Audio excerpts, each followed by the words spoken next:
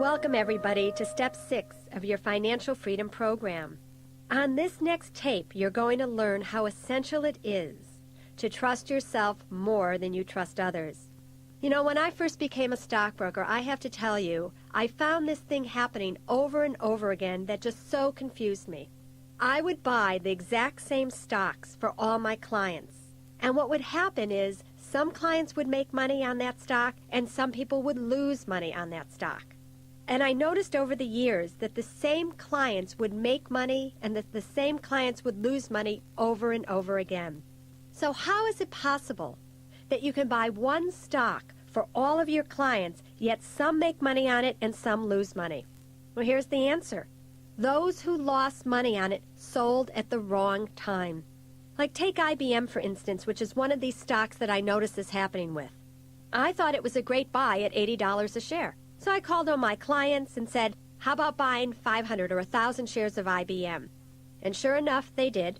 And then IBM went from 80 to 70 to 60. And I noticed that some of my clients would call me and they were really nervous and they'd go, Susie, what should we do? And I'd ask them, well, what do they want to do? Some clients would say, it makes me too nervous, I want out. Other clients who owned IBM, I would never even hear from them. I'm sure they were noticing that it went down from 80 to 50 to 40, but I never heard from them. It turned out that the same clients who sold IBM at $50 or at $40 a share because they were too nervous were the same clients that always sold the stock when it was at its bottom. They got too scared to hold it as it was going down. Those clients who always made money on stocks, made money on IBM, they noticed it was going down, but they didn't get nervous. And they were still with it when it went back from 40 to 60 to 80 up to 100. So what I started to think about was what made these two clients different. So what I started to wonder as I was a stockbroker, why did these two people react in different ways? So I called up all the clients who consistently lost money, and I asked them this question. Why did you buy IBM? Why did you buy those stocks when I would call you? What they would say to me is this. Susie, I bought these stocks because you told me to. And I then said to them, yes, but how did you feel about buying these stocks? And they would say, well, I was always afraid, but I trusted you. I trusted that you knew what you were doing better than I knew what I was doing when it came to money. When they said this to me, I can't even begin to tell you what an eye-opener that was for me. I realized that these clients trusted me more than they trusted themselves. And if you think about it, by placing their trust in me and ignoring what was going on in their gut, they were actually being disrespectful towards themselves. And I can tell you from years of personal and professional experience that trusting in others more than you trust in yourself will keep financial freedom at bay. The one thing you always have to remember is never, ever talk yourself into trusting anybody or into trusting anybody's advice that they give you. I want you to listen to me. You have to get that all the sophisticated research in the world about an investment, all the enthusiasm and salesmanship of a broker, all the hype in the press about this stock or that, none of it means a thing if the voice inside you says it's wrong for you. It's really that simple. You are far better off taking no action than taking an action that you feel is not the right one for you. So this step is about developing a relationship with your inner knowing, that inner voice. It's about learning to listen to that small, still voice within that has more wisdom than any financial report or financial advisor or financial advice that you can ever get. I want you to take a minute and think about an event or events in your life where you had a strong hunch or intuition and did not follow it. What were the circumstances? What were the consequences? I bet you paid a price, financial or otherwise, for not honoring your true feelings, didn't you? Have you ever been given a diagnosis from a doctor, and even though a voice within told you it was wrong, you believed him or her, only to discover later that your physician was wrong? Have you ever started a business relationship with someone you just didn't trust 100%, and then end up losing money, time, and peace of mind? Have you ever parked your car in a marginal neighborhood, concerned for your safety, yet ignoring your internal radar, that little voice inside of you, only to have your car broken into or stolen? As I've just said, not trusting yourself can lead you down some unpleasant paths. Now, don't get me wrong. I'm not suggesting that you can't trust anyone. That's not what I'm saying here. What I'm saying is that above all, you must trust yourself. Get the information you need to make informed decisions, and then check in with the wisest advisor you have, your inner knowing. It's within you. It is you. Mistrust yourself, and I guarantee that money will be less inclined to flow your way. Trust yourself, and you will enjoy the most priceless gift of all, true abundance and serenity. So to truly bring this topic alive, join us in the seminar to discuss trusting yourself more than you trust others.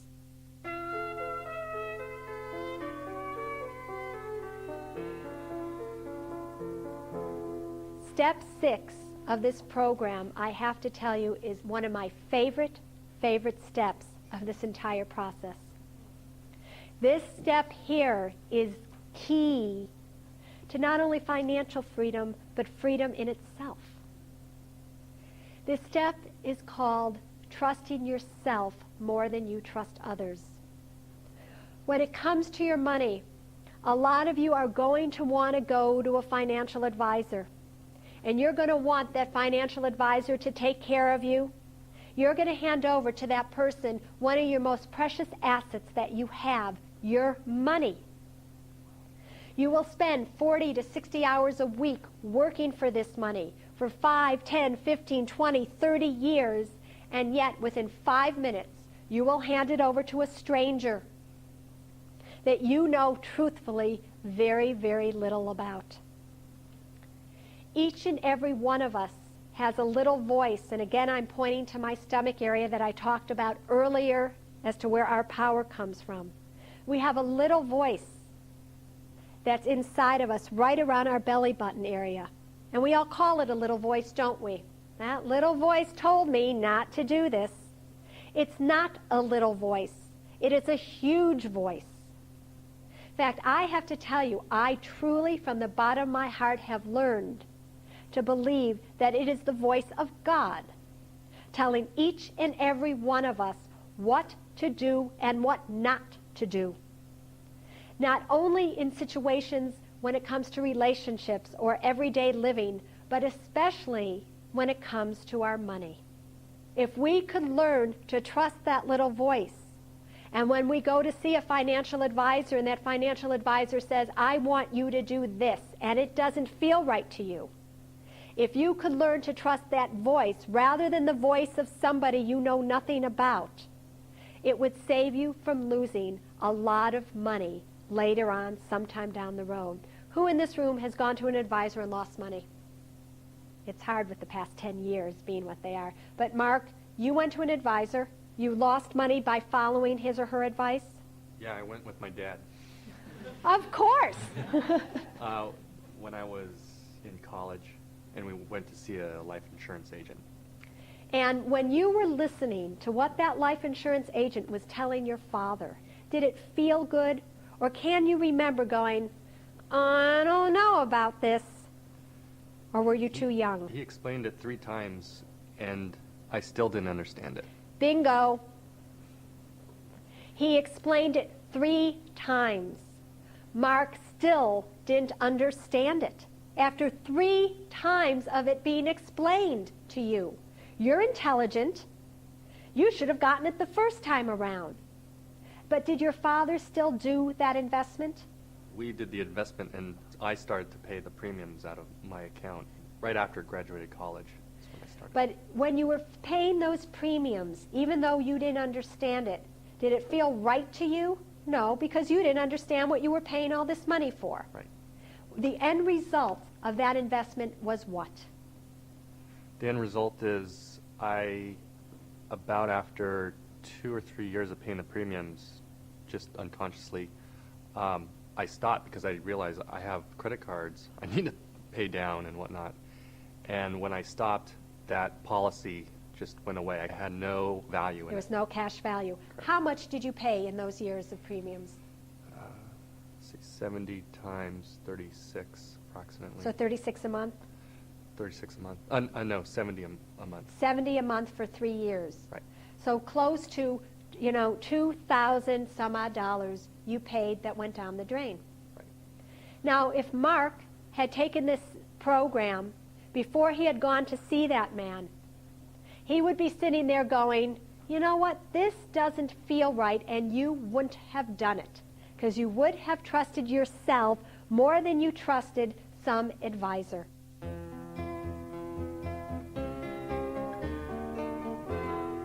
Let me give you an example very close to home about the consequences of trusting your voice and the consequences of not trusting your voice.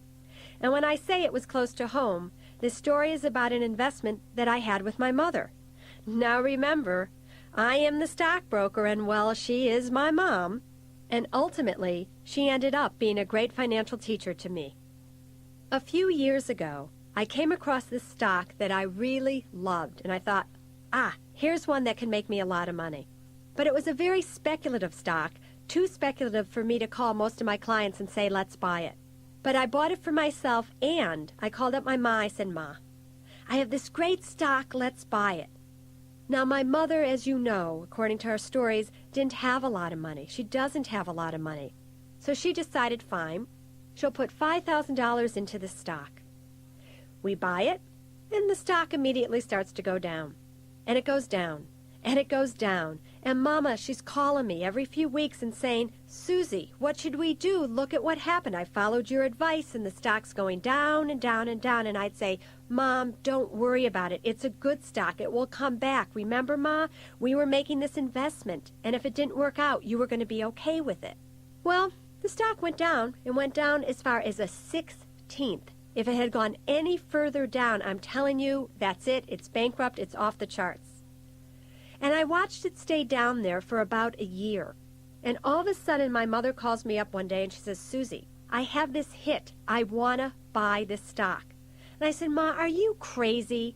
This stock has gone down. I was wrong. Look, we've lost all our money that we've put into it. Why would you want to buy more?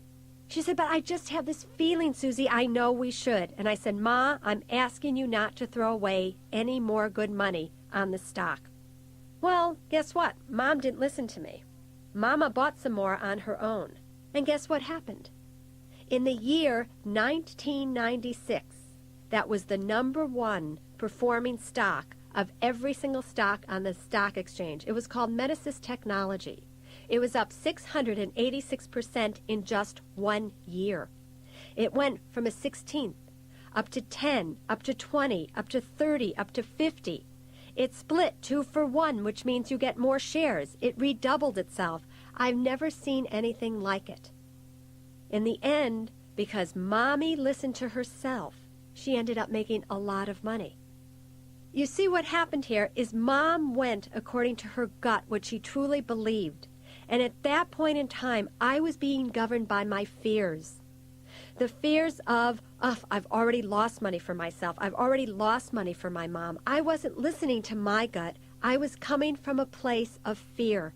And that fear kept me from making more money than I ever would have made on any other stock prior to that or probably since that. So thank God that my mother had enough trust in herself to listen to her own intuition over the advice of her daughter, the stockbroker. So this story isn't about me, in quotes, being a bad stockbroker.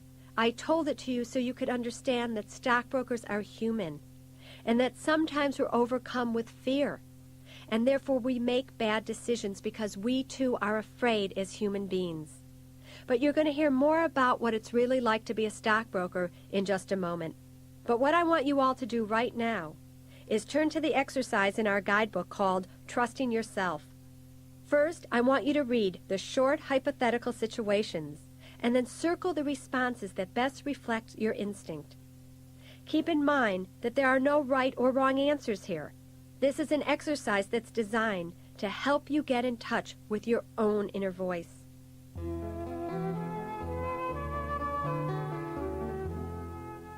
So how did that feel? Was it easy to answer those questions, or did you struggle? For some of you, it might have been a real challenge to make a definite decision about these issues, wasn't it? So what I want you to do is I want you to notice if your answers tended to be more consistently on the right side of the page or on the left side of the page. If you have more answers that are on the left side of the page, this indicates that you have more of a tendency to take risks. If your answers tend to fall more on the right side of the page, this is reflective of somebody who's more cautious. Again, remember, there's no right or wrong answer, only what's true for you. Testing your voice will enable you to trust it. It's your voice, and when you begin to take action based on what you truly believe, you begin to feel power over your life and power over your money. Before we return to the seminar, let me pass along another important law of money.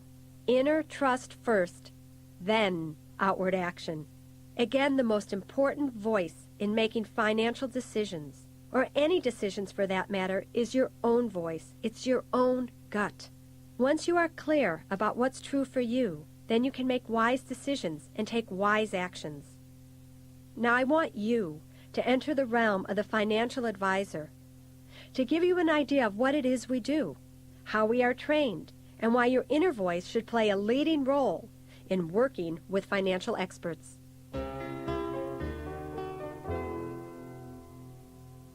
It is important that you stay with your initial hits when you go to see a financial advisor.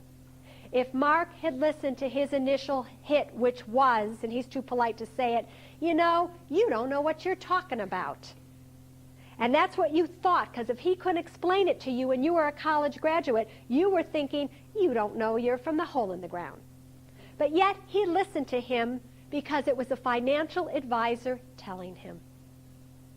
I want all of you, if you'd ever choose to use a financial advisor, and I have to tell you, this program is created so that you don't use one.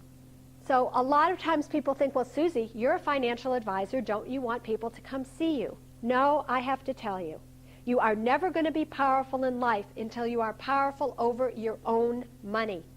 Each and every one of you has what it takes to invest it, to watch over it, to make it grow. The people who are financial advisors are no different than you, except they make money off of your money for sure. Whether you make money off of your money is another thing. Now, the past 10 or 15 years, a lot of you might think that you have fabulous financial advisors. I don't think so. You could have been in any investment anywhere and made a fortune. Very few people remember back 74, 75, 79, when no matter what you did, the markets were going down 30% or 40%. A good financial advisor is somebody who keeps your money stable in down markets as well as up markets. Another thing I want you to think about when you look at mutual funds. You know how you look at a mutual fund and you decide that you're going to invest in it and you look at its 10-year track record. Like how much money has it made every year for the past 10 years? Do you know that last year, when October of 1987 was part of the 10-year return of some of these mutual funds, their return was totally different then, when all of a sudden now 10 years from now, October of 1987 is no longer part of that return. Their returns went up tremendously. So you have to know about your money. You have to trust your gut. Why am I so adamant about this? I want to tell you a little bit about what it's like to be a stockbroker, for I was one for many, many years. As you know, I started with Merrill Lynch, and then in 1983 I went on to become a vice president for Prudential Beige, and in 1987 I started my own firm, which I still have. The object of my firm today is to not see clients, but to make you as independent from people like me as possible, for you to do it on your own. And I will reiterate this time and time again, you will never be powerful in life until you are powerful over your own money. Let me tell you what I learned when I first became a stockbroker. I learned about stocks and bonds and things like that. That's true. But do you know that Merrill Lynch sent me to New York for 6 weeks for training? And what do you think I learned in those 6 weeks of training? I learned how to be what's called a professional cold caller. I learned how to call people like you, Janine, and to get you to say yes to me when I said to you, I want you to buy stock. I was taught, Sheila, rather than saying to you, Sheila, do you want to buy 1,000 shares of IBM, where you could say to me, no, I don't. And if you said no, what was I going to do? I was taught to say, Sheila, do you want to buy 500 or 1,000 shares of IBM? Because that was not a yes or no question, was it? What were you going to say? I had graphs supplied to me that if Sheila says this, I say that. When I say that, Sheila's going to have two responses. Either one, I had something charted in front of me to know what to say to you to get you to give me your money. Think about that. What was my qualifications for being a stockbroker? My degree was in social work from the University of Illinois in Champaign-Urbana. I had been a waitress at the Buttercup Bakery. In fact, how I became a stockbroker is a very fascinating story. I wanted to buy my own house. I wanted to start my own business. And I remember calling up my mom in 1979 and saying, Mom, I have this idea. I want to do this thing, and I need $20,000. And she said, Susie, honey, where do you expect us to get $20,000? That's more money than we have to our name. Now, this is still 1979. $20,000, they still didn't have it. She still didn't have the dollar to give me to go to the pool. So I went to work that day at the Buttercup Bakery, and rather than having a smile on my face, I looked not so happy. And a man by the name of Fred Hasbrook came up to me and said, what's wrong, Sunshine? And I told him. He came back a few minutes later, and I had been waiting on this man for 5 years now with a check saying, Susie, here's some money for people like you to make your dreams come true, to be paid back in 10 years if you can at no interest. Not only did Fred give me a check, but many other people that I cooked for came and gave me checks, and before I knew it, I had $50,000 that I didn't have a clue what to do with. So my friends at the Buttercup Bakery said, Susie, open up an account at Merrill Lynch. It's a money market fund called a CMA, and you can make good interest on this money. I put my money in there, and I was so proud. And my broker, because I walked in and they sign you to a broker of the day it's called, said, Suze, how would you like to make a quick $100 a week? And I went, yeah, that's more money than I make now. He had me sign some blank papers. A few weeks later, we were playing the options market. I had no income except for $400 a month working as a waitress. This was borrowed money. He knew all of that. And we were playing the options market, which is the most speculative game that you can play besides commodities. And within a matter of 3 months, every penny was lost. This was from a stockbroker. But I have to tell you, in those 3 months, I started to have more fun because I started to learn about money and what went up and what went down and how it worked. And I then decided I'm going to apply for a job because I needed to pay these people back. And I put on my red and white striped Sassoon pants tucked into my white cowboy boots with a blue silk shirt. My friends thought I looked so hot, and so did I, and I went to apply for a job at Merrill Lynch. And they hired me because they needed to fill their women's quota. What was my background to tell the people what to do with their money? I had lost mine. It wasn't even mine. I had been a waitress. My degree was in social work, and I didn't even know how to dress to go to get an interview.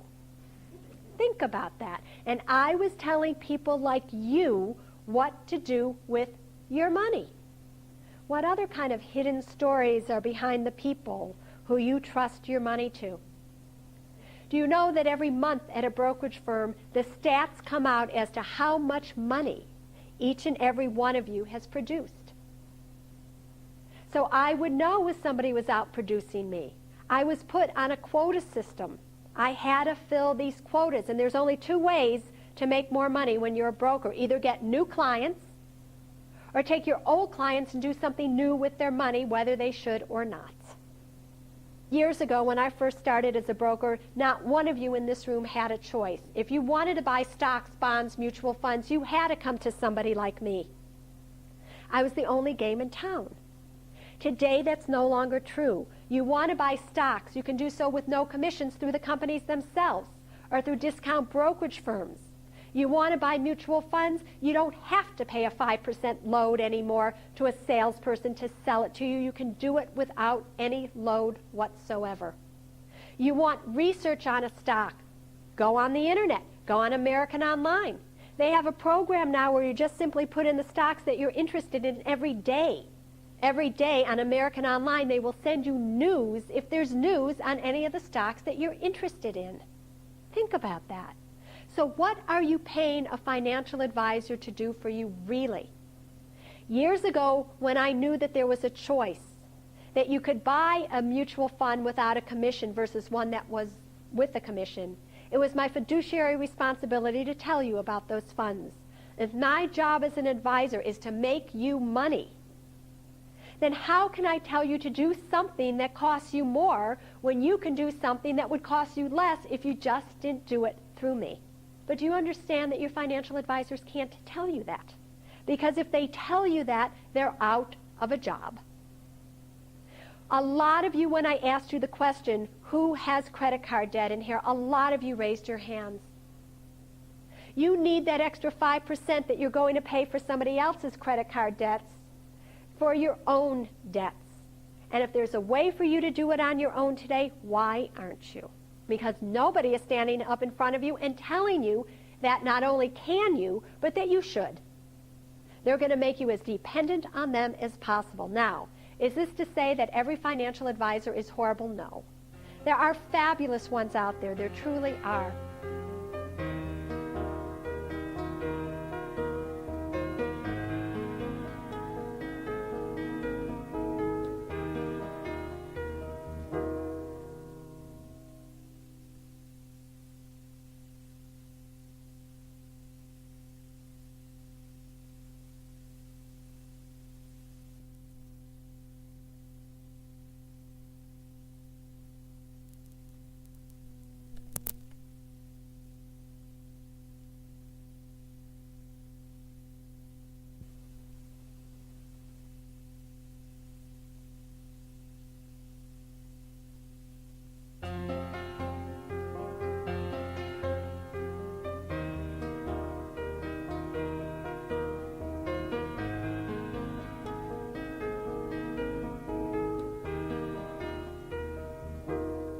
Who has a financial advisor? Can you tell me how much your advisor has made for you, Susan, year in and year out on a percentage basis for the past 5 years? Not on a percentage basis, but on a cash basis. On a cash basis, but not on a percentage basis. So how do we really know if your advisor is outperforming other advisors or the market? We have nothing to compare it to. A lot of people come to me and say, my advisor's made me money. I have more than when I first gave them. But when we do the calculations, it's 6% a year. And then it was that worth it, and how much did it cost you? Do you know the fees? Do you know everything around? Do you know that most of us check the oil in our cars more than we check the return that our advisors are getting for us? Partially because we don't want to know. What if we find out that they're not doing a good job? Then what? Then we're going to have to tell them, and we don't have the nerve to tell them. We might have to go find another advisor who really cares about us. If you want to find an advisor who really cares about you, look in the mirror. You can all do it.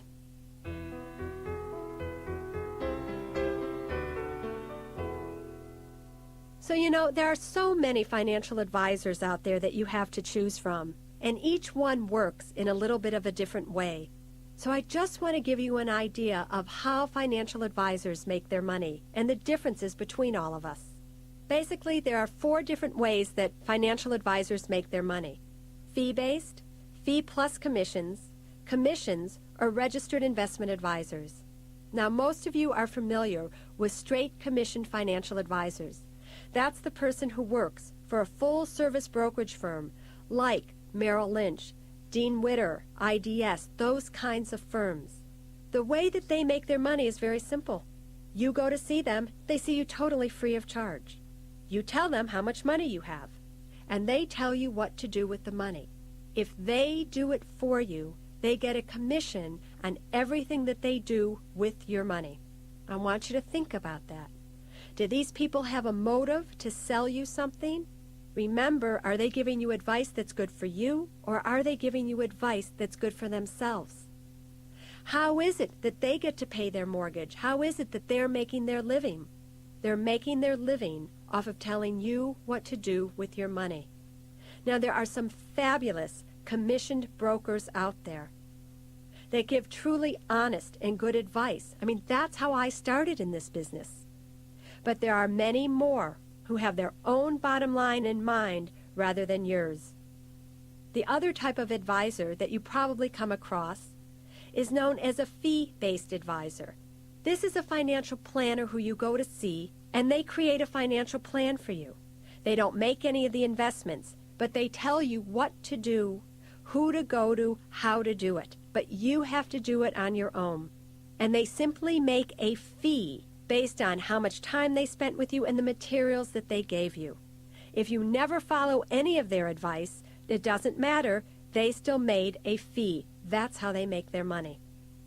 Then you have another type of financial advisor called a fee plus commission. A lot of these advisors are known as certified financial planners, or they go by the name of financial planners.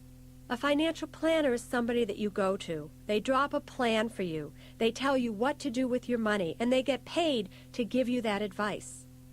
But if you decide to take that advice, and they do it for you, they also get a commission besides. Of the three that I've just mentioned, my absolute favorite is the fee-based planner.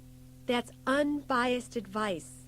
Everything that they tell you to do, they have nothing to gain from it. It's pure advice. It's financial advice purely to help you, not to help themselves as well. You know, a lot of you have one other choice out there, and it's called a registered investment advisor. This is a financial advisor who gets a percentage of money that they have under management. So, for instance, if you have $100,000 and you hand it over to a registered investment advisor, maybe that advisor will get 1% a year to manage your money. So if you've given them $100,000, they're going to get $1,000 that first year to manage it. However, if they take that $100,000 and increase it to $200,000, now they're getting 1% of $200,000 or $2,000 a year.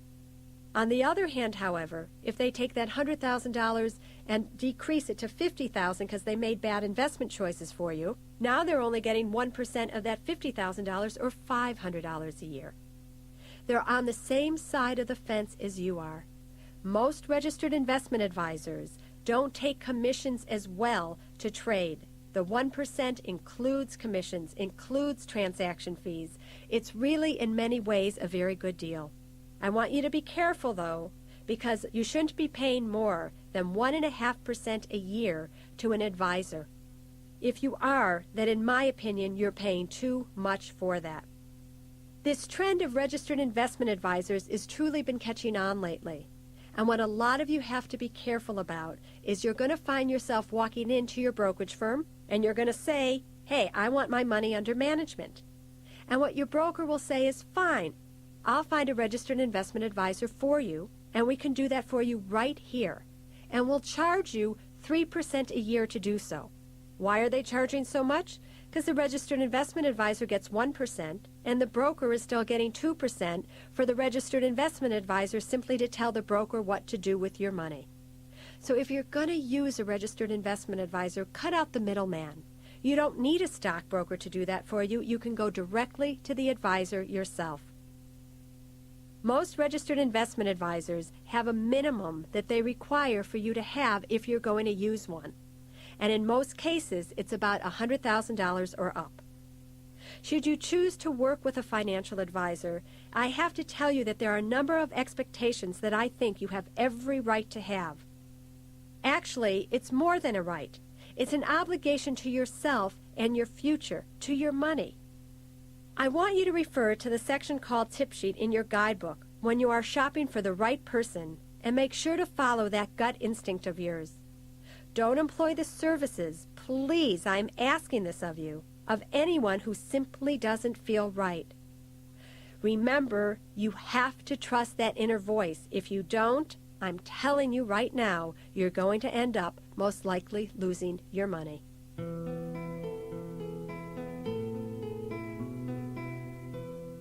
I know that I've just been talking to you about how to find a financial advisor, which ones to use, and how they differ.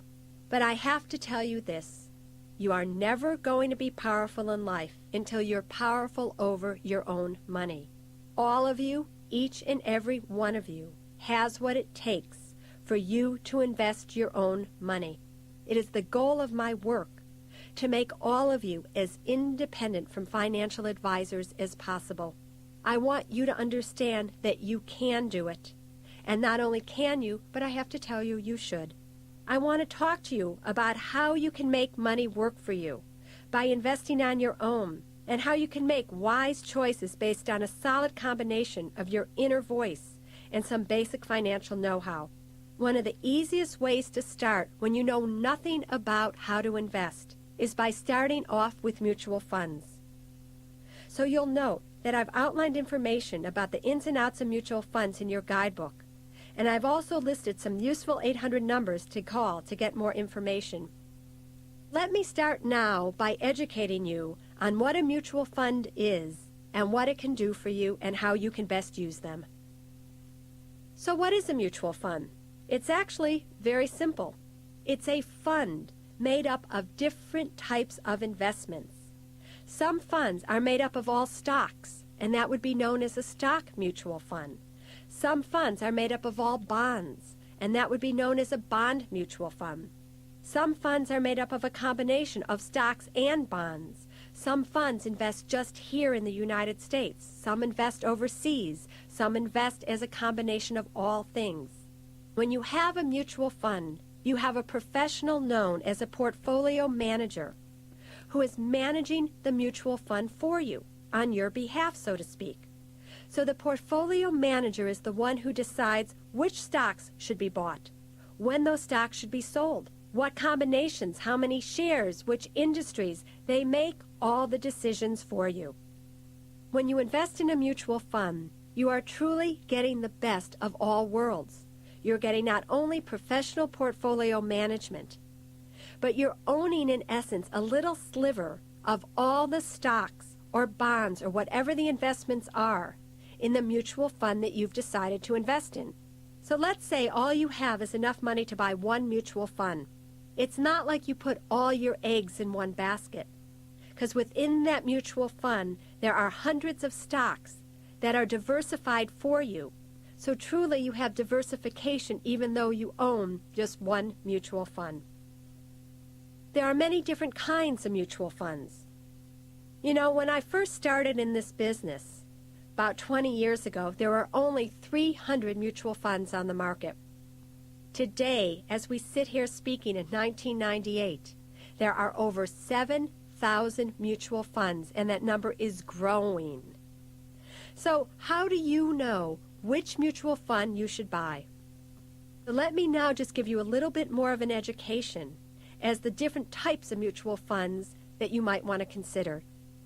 Mutual funds are divided basically into two different types. There are managed mutual funds, and then we have what's called index funds. A managed fund is a mutual fund that literally has a portfolio manager, like I was telling you a few seconds ago, that buys and sells the stocks for you, or the bonds, or whatever investments are in those mutual funds. If he does well, so will your money. You'll get a nice return. If he does poorly, if his selections are not good, your money isn't going to perform either. If that portfolio manager has done extremely well, the return on your money is going to thrive. But let's say you're invested in a mutual fund where the portfolio manager who's been managing the fund decides to leave, and a new portfolio manager comes in. Now you have to look at it. Will the portfolio manager who has just come in perform as well as the one who has just left? For those of you who are about to buy a managed mutual fund, I want you to find out how long has the portfolio manager who is managing these funds been doing so. Because if you're buying a mutual fund based on the fact that it's been returning 25% a year for the past 10 years, but the portfolio manager who created those returns has just left. Those returns mean absolutely nothing to you. Now, the easiest way for you to find out the information that I'm telling you to look up is to use the Financial Freedom Yellow Pages and find under mutual funds where you can get data like this. One of the best places is with Morningstar. You can look up Morningstar on the internet or on AOL, or Morningstar has a publication that's in your local libraries.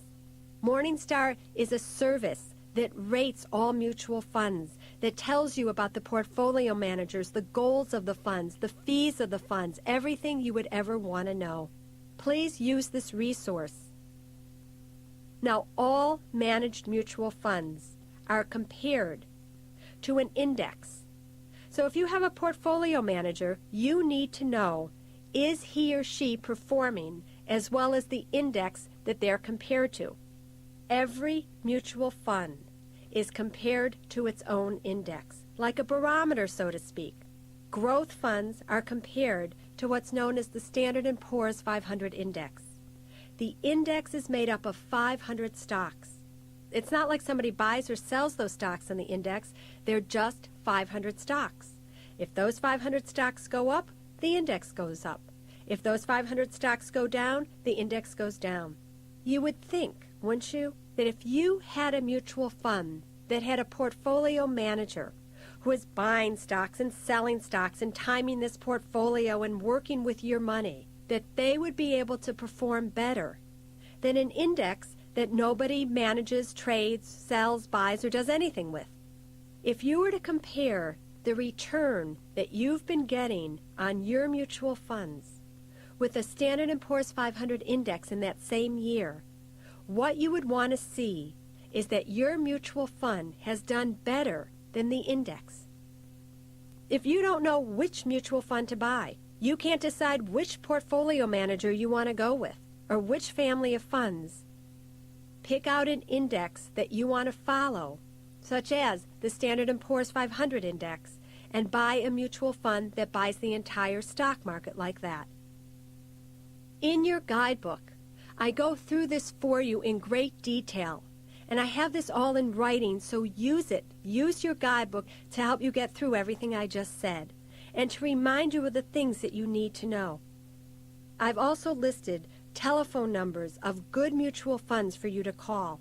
One of the best index funds out there is the Vanguard 500 Index, or the Vanguard Total Stock Market. These are index funds that if you don't know which else to buy, look into them. Use the technique called dollar cost averaging. If you do that with a disciplined approach, I'm telling you, in the long run, you're going to make money.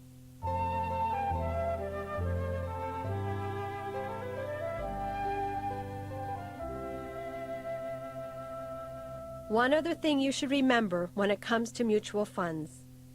At the end of the year, all mutual funds have what's called a capital gains distribution, which means if they've bought or sold stocks within this mutual fund, at the end of the year, if they have a capital gain, they're going to distribute that gain to you, and you're going to have to pay income taxes on it.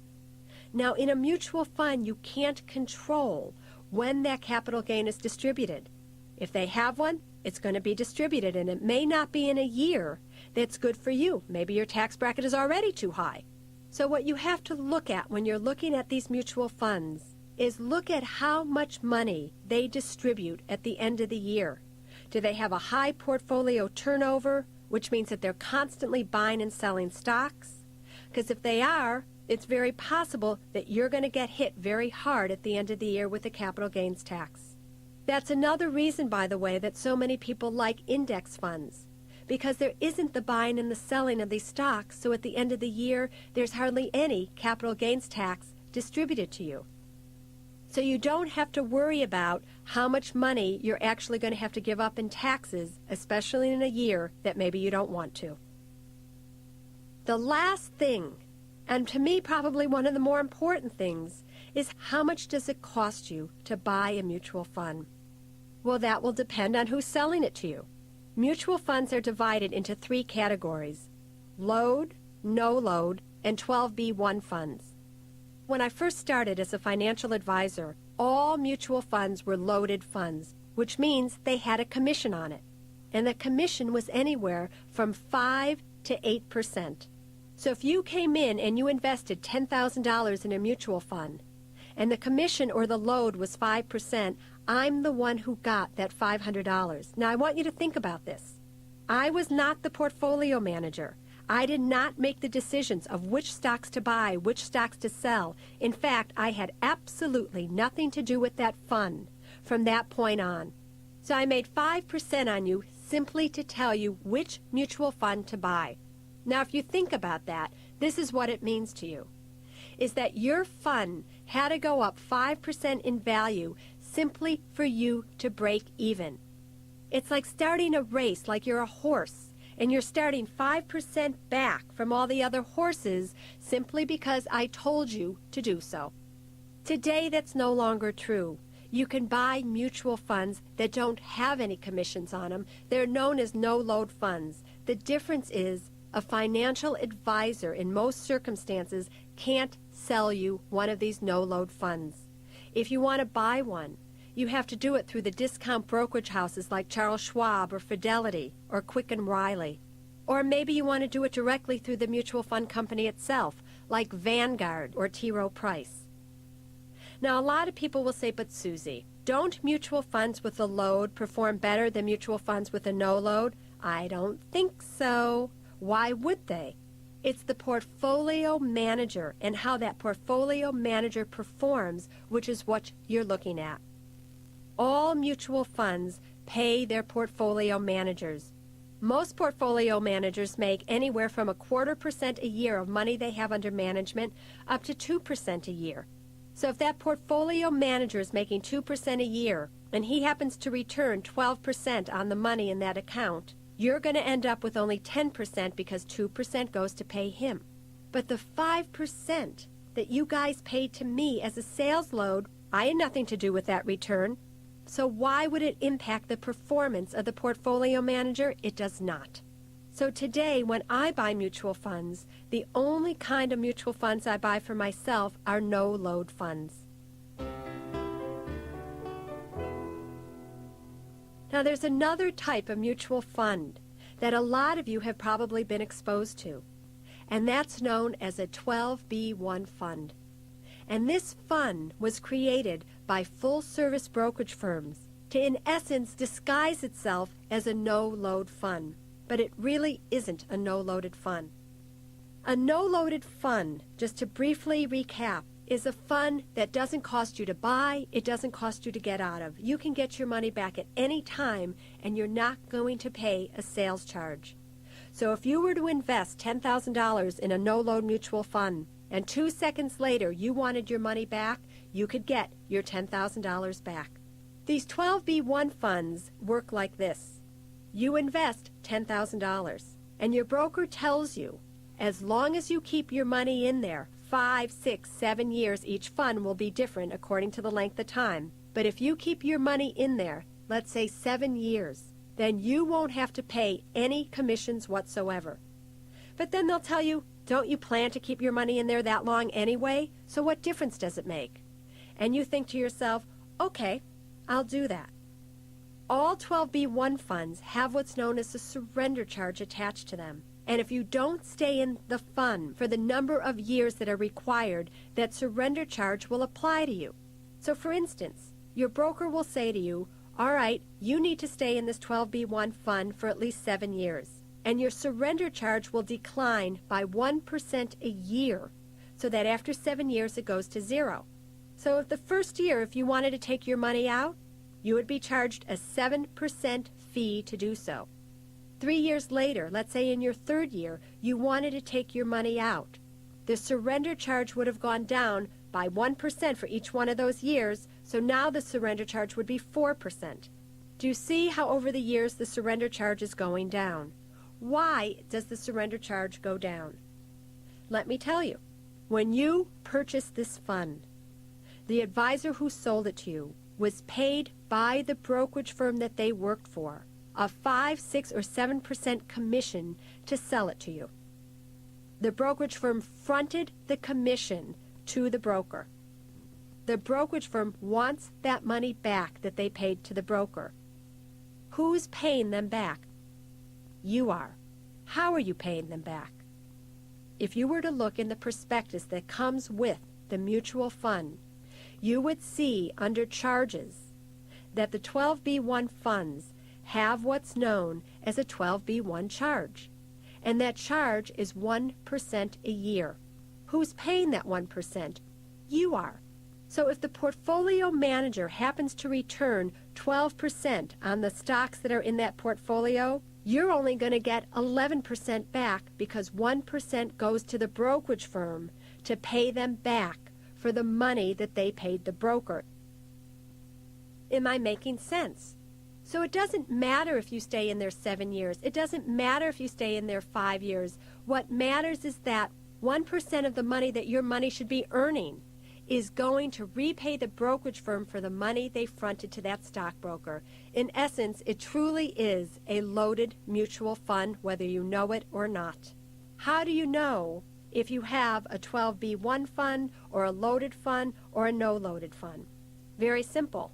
A loaded fund, where they take the commission right up front, is known as A-share funds. So a lot of times after the name of the mutual fund, you'll see the letter A for a front-end loaded fund. If you see the letter B after your mutual fund name, you then know that you have B shares, or that refers to a 12B1 fund. Mutual funds that don't have the letters A or B after the name of the fund most likely are no-load mutual funds. How do you know if you have a no-load mutual fund or not? Well, I have to tell you, chances are, if your advisor is telling you to buy this fund, you have a loaded fund on some level. If you yourself have done your research and your homework and you're choosing a fund, most likely it's a no-load fund, and you'll know for sure by looking it up in Morningstar, calling the fund company itself, or again asking the advisor if by chance they happen to be selling you a true no-load mutual fund. Follow the instructions that are in your guidebook so that you know for sure that what you have is exactly what you want. Out of all the mutual funds that we just went over, what you're truly looking for in summary is a good no-load mutual fund. If you decide to go with a managed mutual fund, one that has a portfolio manager, you want to know that your mutual fund has outperformed the index that it's compared to. With the close of the 6th step, we have come to the end of what I consider the more practical aspects of financial freedom. Again, steps 1 through 3 focused on the more psychological elements. 4 through 6 dealt with the nitty-gritty of putting your financial house in order via your attitude, action, and trust. As we enter the last 3 steps to financial freedom, 7, 8, and 9, we will be entering a more spiritual realm of our money. In this way, by the end of your journey, you will have covered the entire territory of financial freedom. I look forward to having you join me on the next tape.